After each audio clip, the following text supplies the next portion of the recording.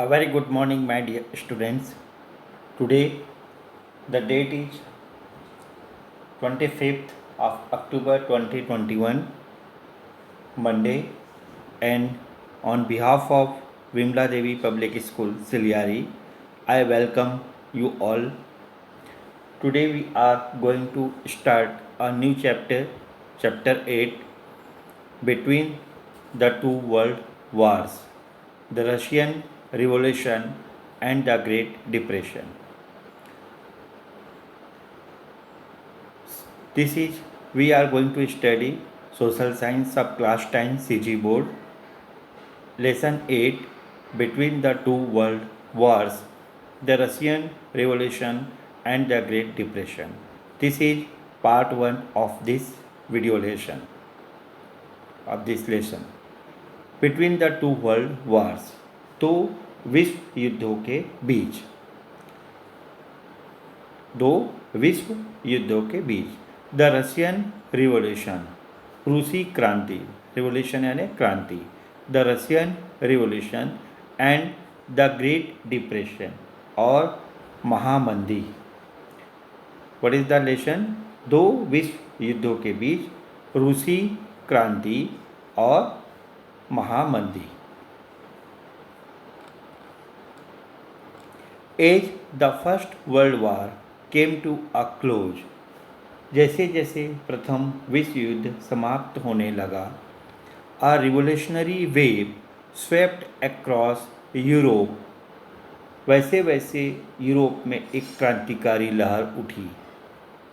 Toppling the dictatorship and old monarchies, जिसने पुराने राजघरानों और तानाशाही राज व्यवस्थाओं को उखाड़ फेंका. डिक्टेटरशिप यानी तानाशाही, ओल्ड मोनार्कीज यानी पुरानी राज व्यवस्था. टॉपलिंग का मतलब यहाँ जैसे कि मैंने कहा कि पुरानी राजघरानों और तानाशाही राज व्यवस्थाओं को उखाड़ फेंका. The process started in 1971 with the Russian Revolution that forced Tsar Nicholas to abdicate. Abdicate यानी गद्दी त्यागना. इसकी शुरुआत मार्च 1917 में रूस की क्रांति, रशियन रिवोल्यूशन से हुई, जब वहाँ के सम्राट जार निकोलस को अपनी गद्दी त्यागनी पड़ी. The wave slowly engulf Germany, Austria, Hungary, Bulgaria, Turkey and other countries, leading to the dismantling of their monarchies. धीरे धीरे यह लहर जर्मनी, ऑस्ट्रिया, हंगरी, बुल्गारिया, तुर्की आदि के राजघरानों को धाराशाही कर गई. ओके, मोनार्कीज राजघराना यहाँ पे, डिसमेंटलिंग यानी जैसे आपको मैंने कहा कि धीरे धीरे यह लहर जर्मनी, ऑस्ट्रिया, हंगरी, बुल्गारिया, तुर्की आदि के राजघरानों को धाराशाही कर दी. Russia experience a second revolution in October 1917. रूस में अक्टूबर 1970 को एक और क्रांति हुई, which saw the establishment of a communist government, जिसके द्वारा वहाँ पर साम्यवादियों की सरकार बनी. Communist government. No other European country embraced communism or socialism, but they all opened the door to democracy. अन्य देशों में साम्यवादी या समाजवादी सरकारें तो नहीं बनी, मगर वहाँ लोकतंत्र की स्थापना हुई. Germany adopted the Weimar Constitution, prepared in the city of Weimar, which gave all adults, male and female, rich or poor, the right to contest elections and vote. Germany में वाइमार संविधान वाइमार नामक जगह पर इस संविधान की रूपरेखा बनी, लागू हुआ, जिसके तहत हर वयस्क एडल्ट महिला व पुरुष, अमीर और गरीब सबको चुनाव लड़ने व वोट डालने का अधिकार मिला। But the Weimar Republic remained under constant tension because, on the one hand, the victorious Allied powers kept pressurizing it to implement the terms of the Versailles Treaty. लेकिन वाइमार गणतंत्र लगातार तनाव से ग्रसित था, क्योंकि एक तरफ उस पर विजयी देशों का दबाव था, विक्टोरियस कंट्री, कि वह वर्साई संधि की शर्तों को पूरा करे, while on the other, the seething anger of the German people against the humiliating terms of treaty kept boiling over. और वही दूसरी ओर जर्मन लोगों में इसके खिलाफ जबरदस्त गुस्सा उफन रहा था।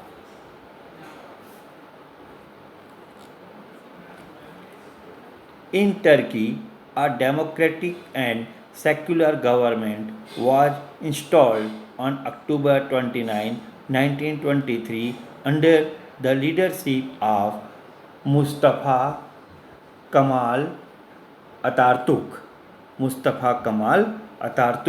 Toppling the old Ottoman Sultanate, which considered itself to be the caliphate of the Muslim world. तुर्की में पुराने ओटोमान सुल्तानों, जो अपने आप को मुसलमानों का खलीफा मानते थे, कैलिफेट के राज्यों की जगह मुस्तफ़ा कमाल अतातुर्क के नेतृत्व में 29 अक्टूबर 1923 को एक लोकतांत्रिक और धर्मनिरपेक्ष शासन स्थापित हुआ। Atatürk began industrializing his country, introducing democratic law instead of Muslim Sharia law, and setting up a modern education system for boys and girls instead of the religious madrasa. और क्या हुआ कि लोकतांत्रिक और धर्मनिरपेक्ष शासन स्थापित होने के बाद औद्योगिकरण की, इंडस्ट्रियलाइजेशन की प्रक्रिया शुरू की गई और इस्लामिक धार्मिक कानून की जगह लोकतांत्रिक कानून लागू किया गया और धार्मिक मदरसों की जगह सभी बालक बालिकाओं के लिए आधुनिक स्कूल व्यवस्था स्थापित की गई। इस प्रकार तुर्की एक इस्लामी साम्राज्य न रहा और एक आधुनिक राष्ट्र के रूप में विकसित होने लगा। देखिए, these progressive steps laid the way for transforming Turkey from an Islamic empire into a modern nation state. जैसे आपको मैंने कहा, these progressive steps laid the way for transforming Turkey from an Islamic empire into a modern nation state. इस प्रकार तुर्की एक इस्लामी साम्राज्य न रहा और आधुनिक राष्ट्र के रूप में विकसित होने लगा। But most countries of the world were soon engulfed by an economic recession that began in 1929, disrupting their economies and causing mass unemployment. लेकिन क्या हुआ कि 1929 में विश्व भर में आर्थिक मंदी, इकोनॉमिक रिसेशन का दौर शुरू हुआ, जिसके कारण विश्व के अधिकांश देशों की अर्थव्यवस्था प्रभावित हुई और बेरोजगारी, अनएम्प्लॉयमेंट तेजी से बढ़ी। Germany, which was already grappling with the damage done by the Versailles Treaty, faced an economic crisis because of the depression. Germany में इस मंदी और वर्साई संधि के तहत हो रही हानि के कारण आर्थिक संकट गहराया। Taking advantage of the crisis, Hitler and his Nazi party came to power and soon began brutally suppressing the opposition parties and other workers' organizations in the country. लोगों में अपनी सरकार के प्रति आक्रोश पैदा होने लगा। इसका फ़ायदा उठाकर हिटलर और उसकी नाजी पार्टी सत्ता में आई और तेजी से विपक्षी दलों व मजदूर संगठनों का क्रूरता के साथ दमन किया। He launched a vicious program against the Jews and slowly began violating the terms of Versailles Treaty। और साथ ही धीरे धीरे हिटलर वर्साई संधि की शर्तों का उल्लंघन करते गया। और क्या हुआ? साथ ही उसने यहूदियों के खिलाफ एक भयानक अभियान छोड़ा और हिटलर वर्साई संधि की शर्तों का उल्लंघन करते गया। Stepping up his preparations for a war to establish his sovereignty over the world. और युद्ध के माध्यम से विश्व पर आधिपत्य जमाने की तैयारियां शुरू कर दी। In those days, Britain and America were experimenting with a new economic concept called the welfare state। उन दिनों अमेरिका और ब्रिटेन में एक नए तरह के राज्य की अवधारणा विकसित हुई जिसे वेलफेयर स्टेट कहते हैं। This concept based on democratic governance and protecting the fundamental rights of citizens visualized the welfare of the people at the primary responsibility of the state। इसमें माना गया कि राज्य लोकतांत्रिक डेमोक्रेटिक प्रिंसिपल के आधार पर चले, नागरिकों के लोकतांत्रिक अधिकारों की सुरक्षा हो और साथ में राज्य लोक कल्याण को अपनी प्रमुख जिम्मेदारी माने। In the welfare state, democratic rights, universal franchise, a multi-party system, free and independent media, etc. were extended to include equal opportunity for all citizens, the right to education and health, providing employment for the people, helping the elderly, sick and destitute, etc. क्या हो यहाँ पे हुए कि जैसे आपको मैंने कहा कि वेलफेयर स्टेट में माना गया कि राज्य लोकतांत्रिक सिद्धांत हो, यानी कि आपका डेमोक्रेटिक गवर्नेंस है, democratic principle, governance on the basis of democratic principle, okay, लोकतांत्रिक सिद्धांतों के आधार पर चले और नागरिकों के लोकतांत्रिक अधिकारों यानी डेमोक्रेटिक राइट जिसमें आपका फंडामेंटल राइट है, और साथ में राज्य लोक कल्याण यानी कि वेलफेयर ऑफ द पीपल, राज्य लोक कल्याण वेलफेयर ऑफ द पीपल को अपनी प्रमुख जिम्मेदारी माने। इसके तहत सार्वभौमिक मताधिकार यानी यूनिवर्सल फ्रेंचाइजी, सार्वभौमिक मताधिकार यूनिवर्सल फ्रेंचाइजी, सभी को वोट देने का, मत देने का अधिकार, यूनिवर्सल फ्रेंचाइजी, सार्वभौमिक मताधिकार, राज्य से स्वतंत्र संचार यानी independent media, free and independent media माध्यम, बहुदलीय राजनीति यानी मल्टी पार्टी सिस्टम आदि के साथ नागरिकों को समान अवसर दिलाना, यानी कि नागरिकों को समान अवसर दिलाना, equal opportunity for all citizens, equal opportunity for all citizens, और शिक्षा एजुकेशन, राइट टू एजुकेशन, समान अवसर शिक्षा एजुकेशन, स्वास्थ्य हेल्थ, बेरोजगार और यानी कि providing employment for the people, बेरोजगारों को रोजगार दिलाना,